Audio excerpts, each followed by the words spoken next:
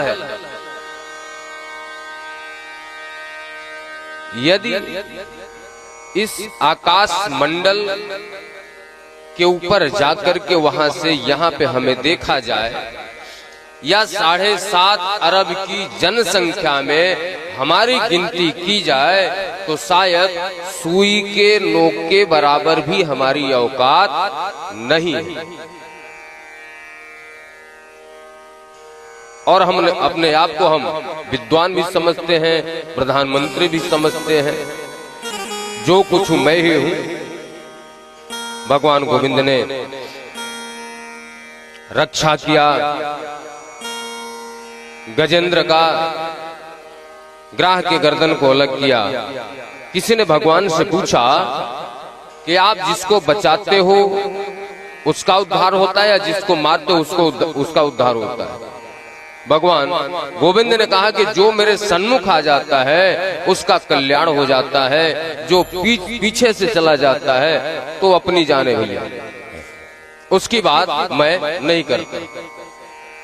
एक बार दुर्वासा ऋषि भगवान गोविंद की सभा में गए। भगवान गोविंद ने अपने गले के पुष्पमाला उतार करके ऋषि महाराज के गले में डाल दिया। ऋषि महाराज ने उस माला को उतार करके इंद्र जी के गले में डाल दिया। इंद्र जी ने उस माला को उतार करके अपने इरावत नामक हाथी के गले में डाल दिया। हाथी ने उस माला को उतार करके सूंड से अपने पैरों में डाल करके कुचल दिया। ऋषि महाराज को क्रोध आ गया। बोले, राजा होने का घमंड करते हो, भगवान का दिया हुआ पुष्प उपहार का अपमान किया तुमने, राजगद्दी पे बैठने लायक नहीं हो, जाओ मैं श्राप देता हूं, शूद्र हो जाओ। श्राप दे दिया। इंद्र जी महाराज 100 वर्ष के लिए शूद्र हो गए, गद्दी खाली हो गई। दैत्यों के गुरु शुक्राचार्य ने कहा, भैया अवसर आया हुआ है, चढ़ाई कर दो।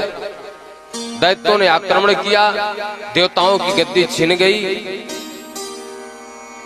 सारे देवता इधर उधर भागे भागे फिर रहे हैं।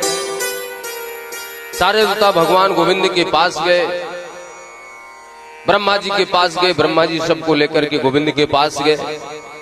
महाराज हमारा उपाय करो। बोले, क्या हुआ? बोले, गद्दी छीन गई। बोले, आपकी गद्दी वापस आ जाएगी, आप लोग राजा बलि के पास चले जाओ, उनसे प्रार्थना करो, समुद्र मंथन होगा, उसमें 14 रत्नों की प्राप्ति भी हो जाएगी और आपकी गद्दी भी चली आएगी।